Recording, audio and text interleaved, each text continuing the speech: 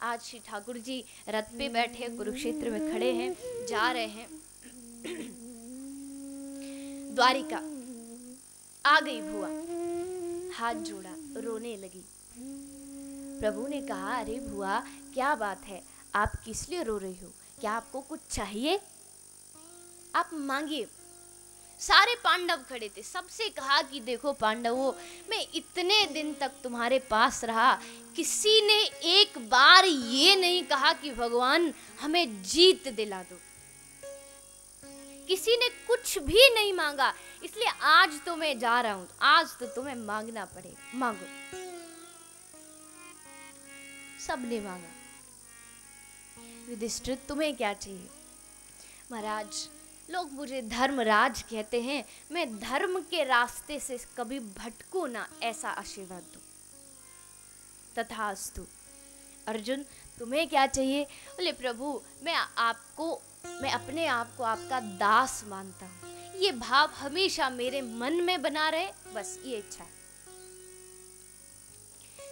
भीम तुम्हें क्या चाहिए? भीम दादा बोले, प्रभु मुझ पर तो सिर्फ एक ही कृपा कर दो, लोग मुझे बड़ा चिढ़ाते हैं, बड़ा भोजन भट्ट है, आप मेरा भोजन कम करके भजन बढ़ा दो, मैं भजन करता रहूं, आपकी याद करता रहूं। तथास्तु। हे द्रौपदी तुम्हें क्या चाहिए? द्रौपदी रोती रोती बोली, प्रभु मेरा मन जो है ये एक हंस, एक पक्षी की तरह, कभी इधर कभी उधर, यहाँ गया वहां भागा। मेरा मन रूपी हंस आपके चरण रूपी पिंजड़ों में कैद हो जाए, बस यही इच्छा। सब ने मांग लिया। अब बारी आई भुआ कुंती की। प्रभु ने मुस्कुराते हुए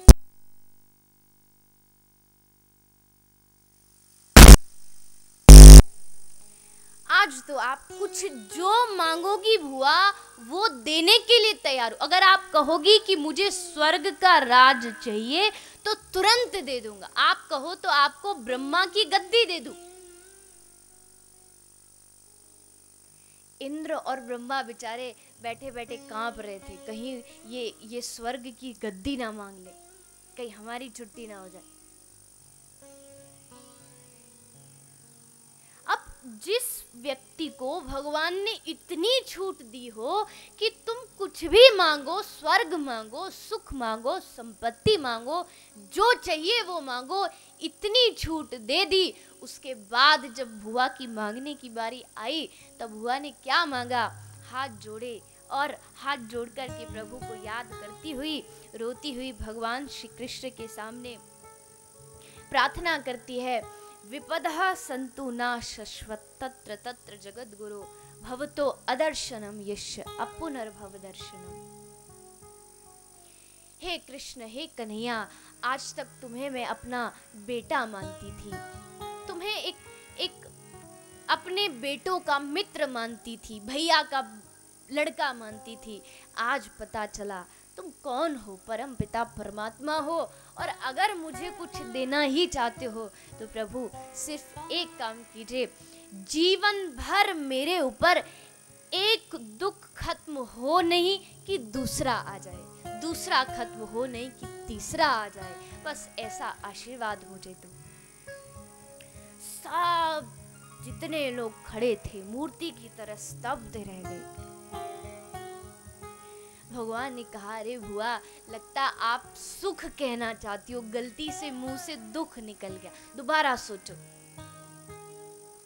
नहीं नहीं प्रभु, मुझे दुख चाहिए। ये जीव बड़ा स्वार्थी है, सुख में भूल जाता है, दुख में उसको भगवान की याद आती है, दुख में आपकी याद बनी रहे, इसलिए पूरा जीवन दुख दे दो, इसके अलावा और कुछ नहीं चाहिए।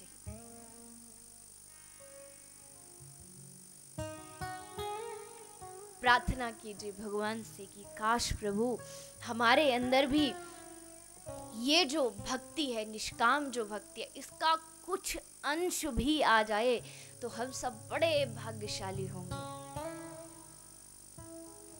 हमको तो भगवान से सुख मांगने से फुर्सत नहीं। चलो इतना नहीं मांग सकते कि भगवान दुख दे दो, ठीक है,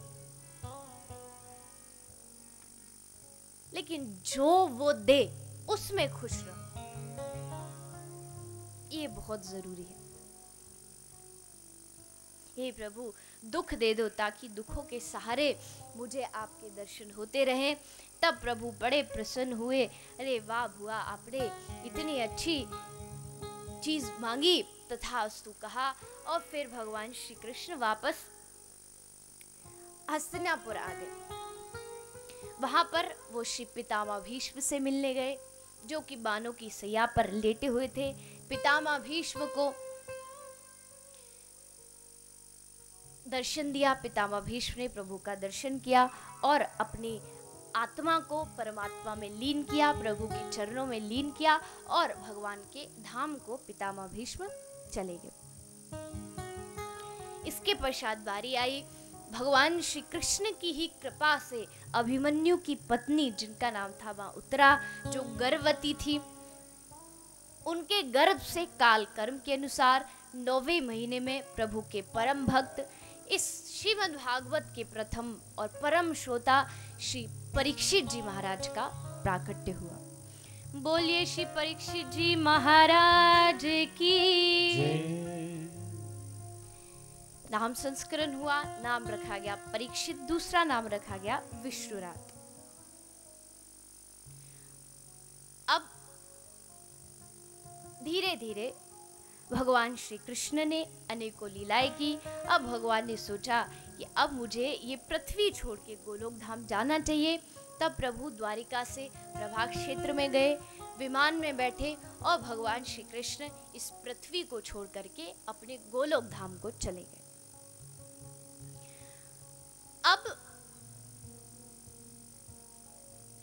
पृथ्वी पर कलयुग आ गया। भगवान श्री कृष्ण जब तक थे द्वापर था, उनके जाते ही कलयुग आ गया और हस्तिनापुर के राजा हुए श्री परीक्षित जी महाराज।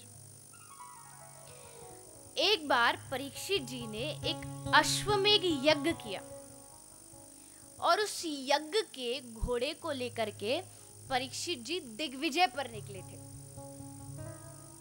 तभी उन्होंने देखा कि एक गौ माता खड़ी है और उन गौ माता को एक शूद्र राजा का वेश बना के लात मार रहा है। परीक्षित जी बड़े दुखी हुए। अरे मेरे राज्य में गौ माता का इतना अपमान, मैं ये कैसे सह सकता हूं।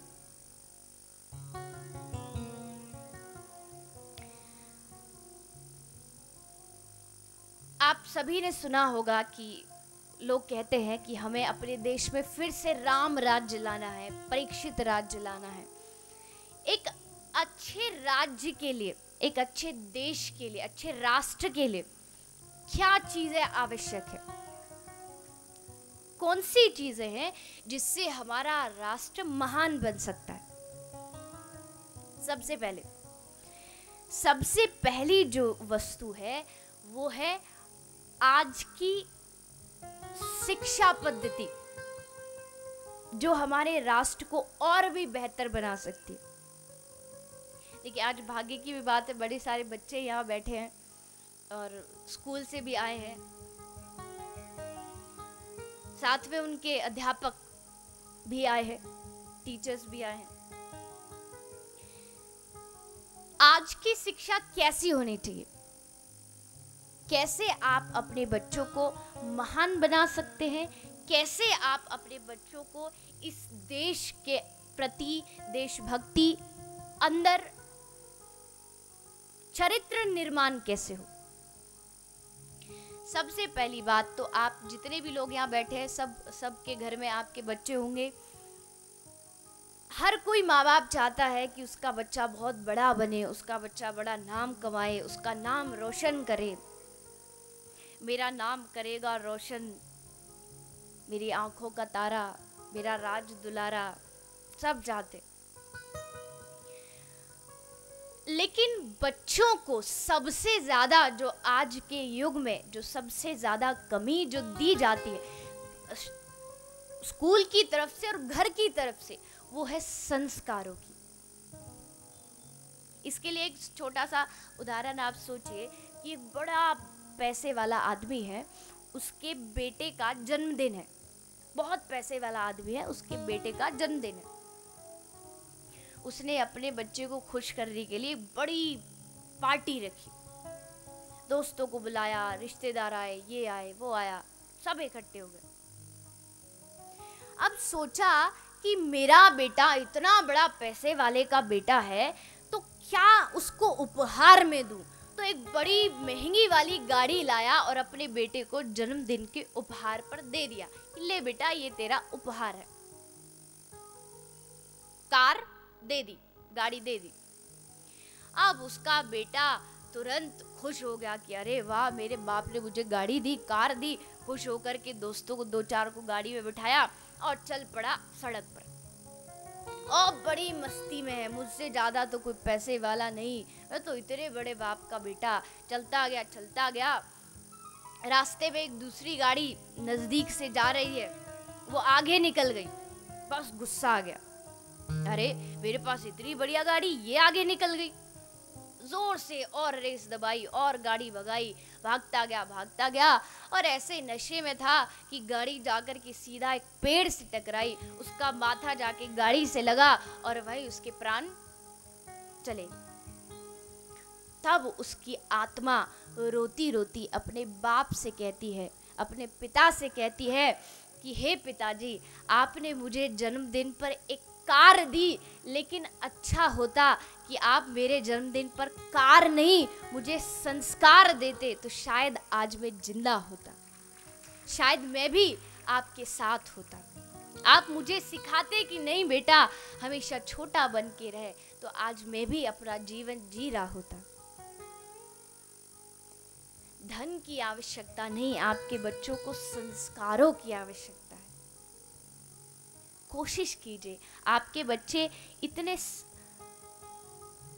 आज की शिक्षा मालूम है कैसी है?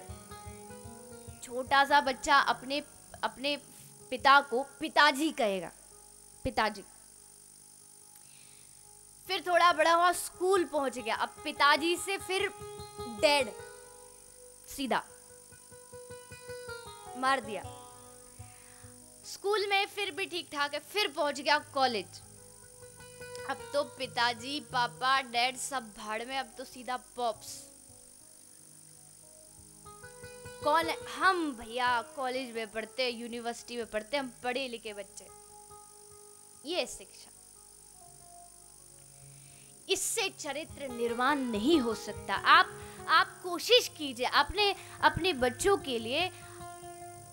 आज के युग में अगर आप अपने बच्चों से कहे कि बेटा रोज भागवत का एक श्लोक तू याद कर, 365 दिन में भागवत के 365 श्लोक वो याद कर सकता है। एक दिन में एक श्लोक याद करना कोई बड़ी बात नहीं है। आप लोग भी, सिर्फ बच्चे नहीं, आप भी जितने बड़े भी यहाँ बैठे हैं, भागवत पढ़िए, रोज एक एक चीज याद कीजिए, क्योंकि आज आपके दिमाग में 50 फोन नंबर याद हैं, 300 दोस्तों के नाम याद हैं, 500 दुश्मनों के नाम याद हैं। आज भी दोस्तों के नाम भूल सकता है, लेकिन दुश्मनों के नहीं, वो स्टोर रहता दिमाग में। बच्चों को रोज रोज एक श्लोक याद कराइए कि बेटा तुम यहाँ बैठ के इसे पढ़ो। आज के बच्चों को कंप्यूटर, आईपॉड चलाना आता है, लेकिन करताल बजाना, मृदंग बजाना नहीं आता। आप कैसे कहोगे कि हम सारे जहां से अच्छा हिंदुस्तान? आपके हिंदुस्तान में और दूसरे देश में क्या फर्क रह गया? सिर्फ देखिए, ये इस गीत का या फिर इस लाइन का ये अर्थ नहीं है कि ये गलत है, बिल्कुल सही है। हमारा देश तो महान है ही, लेकिन जो उस देश की धरोहर जो है वो अगर इस देश में नहीं रहेगी तो ये भारत देश कैसे महान होगा? इसलिए आप सभी से मेरी यही प्रार्थना है, जितने बच्चे भी यहाँ बैठे, अब यहाँ कितने बच्चे जिनको फुटबॉल खेलना अच्छा लगता है? हाथ उठा के बताना। क्रिकेट किस किस को अच्छा लगता है? अरे भारत देश में तो क्रिकेट ऐसा छाया है कि पूछो ही मत। बच्चा बच्चा फुटबॉल में, क्रिकेट में 2 टीम होती है और बच्चों को खेलना चाहिए, तो सभी जानते हैं कि बच्चे हैं तो खेलेंगे कूदेंगे मौज मस्ती करेंगे, सही बात है। लेकिन आपको क्या करना है, कैसे आपको अपने खेल को भगवान से जोड़ना है। आप जब फुटबॉल की, क्रिकेट की 2 टीम बनाते हो, आप सिर्फ ऐसा कीजिए, एक टीम बना दीजिए राधा रानी की और एक टीम बना दीजिए भगवान कृष्ण की। सीधी सी बात है, कुछ नहीं करना। आप अपना खेल भी जारी रखोगे और वो खेल आपकी भक्ति भी बन जाएगा कि आप किसी एरे गहरे की टीम में नहीं, आप तो श्री ठाकुर जी के साथ खेल रहे हो। हमारे ठाकुर जी ने भी तो क्रिकेट खेला था कि नहीं? कब खेला था? जब कालिया नाग पर भगवान ने बैट पकड़ के एक छक्का मारा था, जब वो बॉल गई थी यमुना जी में, जिसको लाने के लिए भगवान यमुना जी में कूदे। तो सिर्फ इतना करना है, अपने कर्म को आपको भगवान के साथ जोड़ना। आपके किसी मित्र का जन्मदिन है, गिफ्ट लेकर के लोग जाते हैं, तो गिफ्ट भी दीजिए और साथ में एक छोटी सी गीता भी उसको दे दीजिए।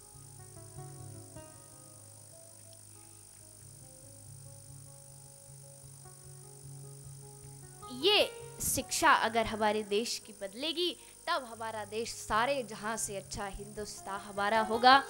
आध्यात्मिक शिक्षा भी जरूर होनी चाहिए, ये जो भौतिक शिक्षा है इसके साथ साथ।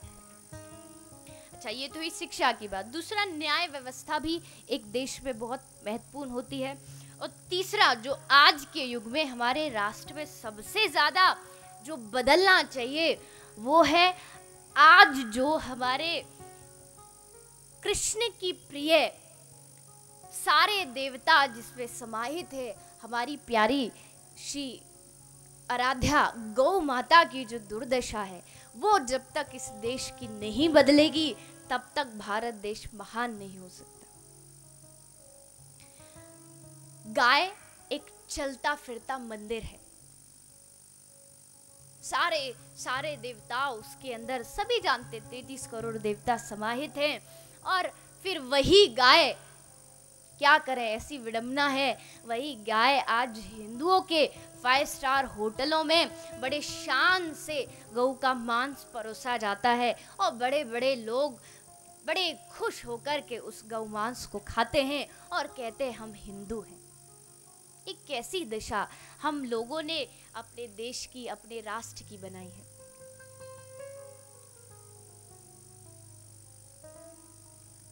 एक बहुत ही बड़ी कोई फिलोसफर थी जिन्होंने कहा था कि if there were windows in slaughter houses then everyone would turn vegetarian. आपने कभी गौ माता को जब मारा जाता है एक कत्ल खाने में अगर देख लिया, आपकी आंखों से आंसू ऐसे बहेंगे, आप सोच भी नहीं सकते कि कितनी दुर्दशा से उस गौ माता को मारा जाता है। उसकी चमड़े को हम लोग जो बेल्ट पहनते हैं, लेदर की जैकेट पहनते हैं, जूते पहनते हैं, उसके लिए उतार लिया जाता है। कितना कष्ट पशुओं पर, बैलों पर, गौ माताओं पर किया जाता है। इसलिए थोड़ा जागिए अपने देश के लिए, अपनी गौ माता के लिए।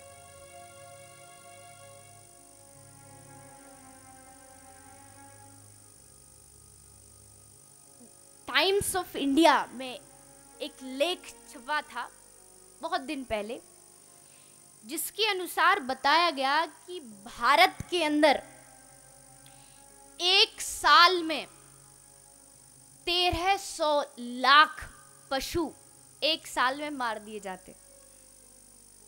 अगर इसका रेशो जो निकाला जाए तो एक दिन में 3,65,164 पशु रोज मार दिए जाते। और अगर सिर्फ गौमाता और गौवंश की बात हो तो एक दिन में 50,000 गौवंश भारत के अंदर रोज मारे जाते। एक दिन में 50,000।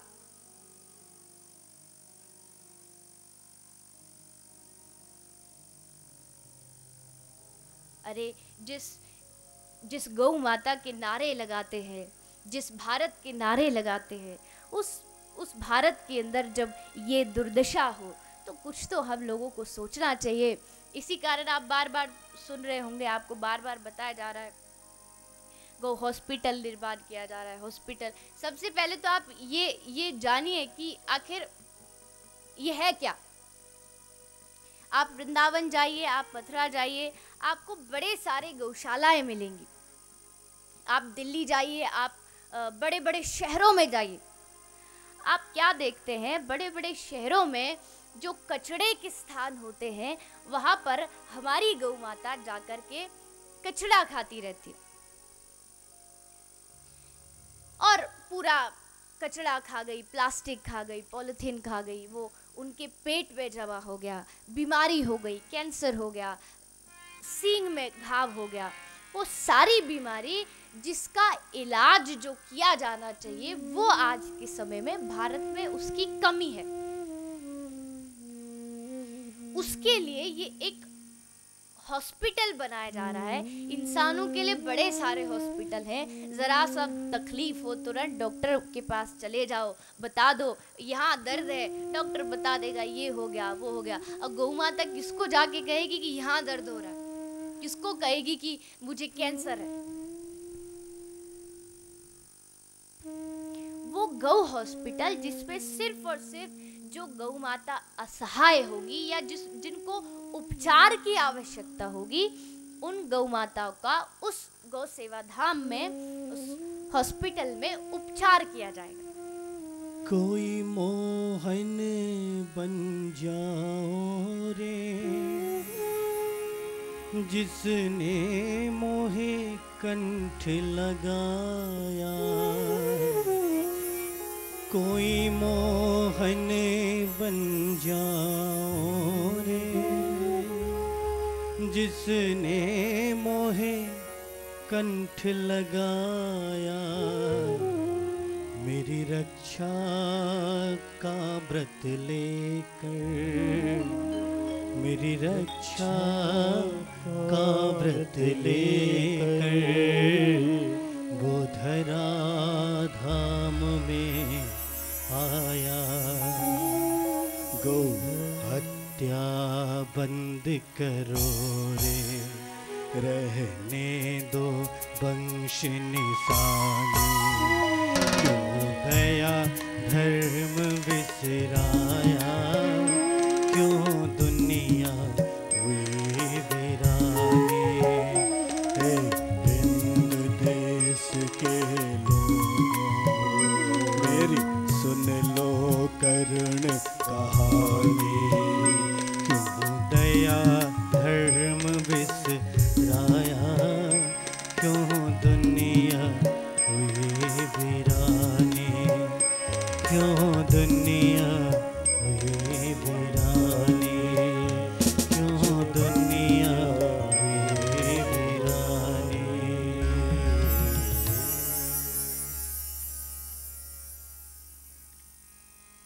शास्त्र कहते हैं गावो विश्वस्य मातरः। कौन है गाय? विश्व की माँ। माँ शब्द आप सभी, माँ शब्द का महत्व तो सभी जानते हैं कि माँ से बड़ा शब्द इस दुनिया में कोई भी नहीं है। एक माँ शब्द ऐसा है जिसको कोई भी मिल करके उसका व्याख्या अगर करना चाहे तो करने में असमर्थ होगा। ये माँ शब्द भी कहीं से आया तो सिर्फ और सिर्फ गौ माता से।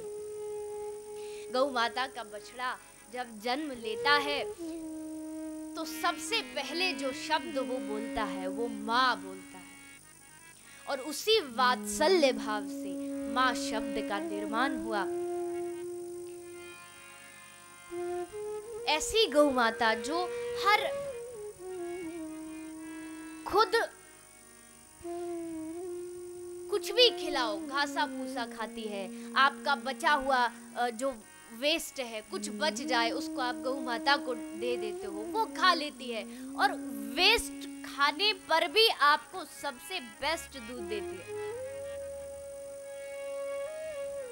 गौ माता का दूध सभी जानते हैं लेकिन मानते नहीं है। जानते सभी हैं कि गौ माता के दूध में ये है, वो है, ऐसा है, सब जानते, लेकिन पिएंगे तो हम भैंस का दूध।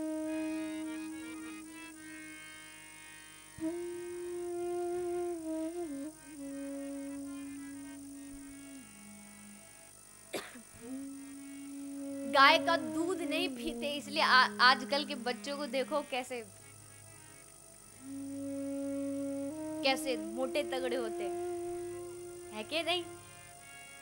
उठा उठा के पटक दे बड़े बड़े पहलवान। ऐसे ऐसे एक व्यक्ति कह रहे हैं कि गाय का दूध नहीं पीते इसलिए हवा में उड़ने वाले बच्चे पैदा हो रहे हैं।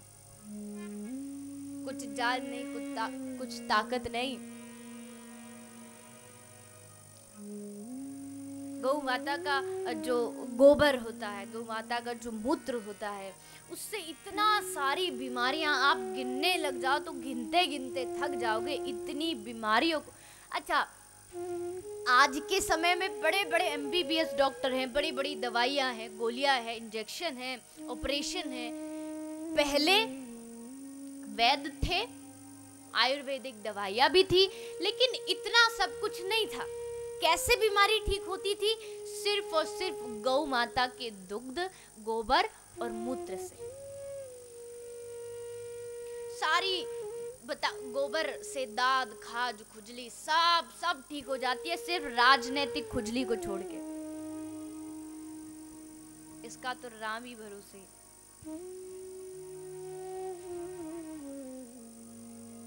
इंडियन कार्डियोलॉजी कॉन्फ्रेंस के जो अध्यक्ष है डॉक्टर शांतिलाल, इन्होंने रिसर्च के द्वारा बताया कि भैंस के दूध में कोलेस्ट्रॉल ज़्यादा पाया जाता है। जो आप जब भैंस का दूध पीते हैं तो कोलेस्ट्रॉल जो होता है वो आपके अंदर जमा होता है और फिर वही हार्ट अटैक के रूप में बाहर आता है। इतनी सारी गौ माता के अंदर गुण हैं, इतने सारे, बुद्धि के लिए कितना बढ़िया गौ माता का दूध बताया जाता है, लेकिन फिर भी हमको सब कुछ जानते हैं लेकिन मानने के लिए तैयार नहीं। इसलिए मैं तो आप सबसे यही कहूंगी कि कृपया अपने बच्चों को भी सिखाइए कि बच्चों कैसे, जब भी संडे हो, बच्चों को आज स्कूल से छुट्टी है, आप बच्चों को यहाँ पिकनिक पे ले जाते हो, वहाँ ले जाते हो, ये कराते हो, वो कराते हो। बच्चों से कहो कि चलो बच्चों आज किसी गौशाला में चलते हैं और आज अपना दिन गौ माता के साथ उनकी सेवा करेंगे। आज छुट्टी है, चलो आज वृंदावन में यमुना जी में चलते, जो यमुना जी इतना गंदा हो चुके, उसको सफाई करने चलते।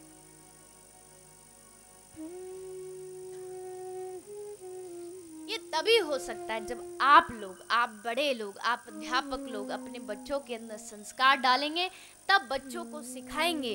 क्योंकि महाभारत में भी युधिष्ठिर जी का भेंट जब यक्ष से हुई, यक्ष ने कई प्रश्न किए युधिष्ठिर जी से। एक प्रश्न ये भी किया, अमृत क्या है? तब युधिष्ठिर जी ने यही उत्तर दिया कि गौ माता का दूध ही अमृत के समान है। आपने तो कभी अमृत देखा नहीं, आपने तो कभी अमृत पिया नहीं। कोई ऐसा व्यक्ति है जिसने अमृत देखा हो?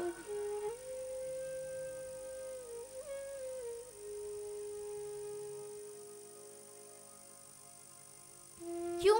क्योंकि पृथ्वी पर गौ माता का दुग्ध ही जीव के लिए अमृत है। उसका पान करोगे तो आपकी सारी बीमारियां ठीक होंगी। और गौ माता का सम्मान होना बहुत जरूरी है। आप सेवा कीजिए, गौ माता की सेवा नहीं भी कर सकते तो जहां आपको दिख रहा है गौ माता का अपमान हो रहा है या गौ माता की दुर्दशा है, तुरंत वहां जाइए, उसे रोकिए।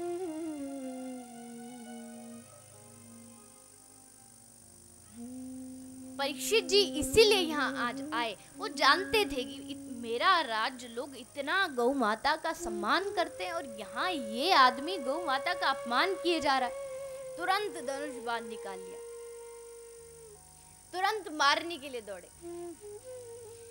वो जो वो जो जीव, वो जो व्यक्ति था, शूद्र था, वो कलयुग था। चरणों में गिर पड़ा, महाराज क्षमा कीजिए, गलती हो गई मुझसे। परीक्षित जी ने कहा कि ठीक है, तू अभी मेरे राज्य से चला जा। कहा महाराज कहाँ जाऊं? तब परीक्षित जी ने उसको रहने के लिए 4 स्थान दिए, जहाँ मदिरा पी जाती हो, जहाँ शराब पी जाती हो, जहाँ जुआ खेला जाता हो, जहाँ किसी की हिंसा की जाती हो, और चौथा